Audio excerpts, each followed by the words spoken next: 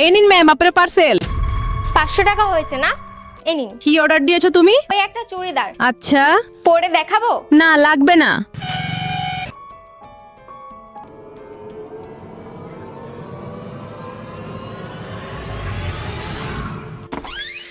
আজকে তাড়াতাড়ি চলে আসলে, কি হয়েছে? তোমার ফোনটা দাও দেখি। আরে ফোনে একটু কাজ আছে। ডিলিট করে দিয়েছো সব? কি ডিলিট?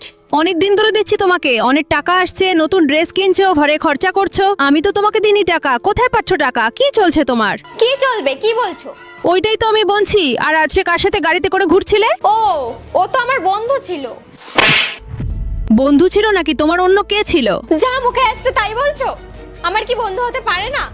আবি তো বলনি তোমার এই বন্ধুর ব্যাপারে। ও আমার কলেজের বন্ধু ছিল। কিন্তু তুমি টাকা কোথায় পাচ্ছো? তোমারই টাকা, ওই টাকাই যেগুলো তোমার প্যান্টের পকেটে থেকে যায়।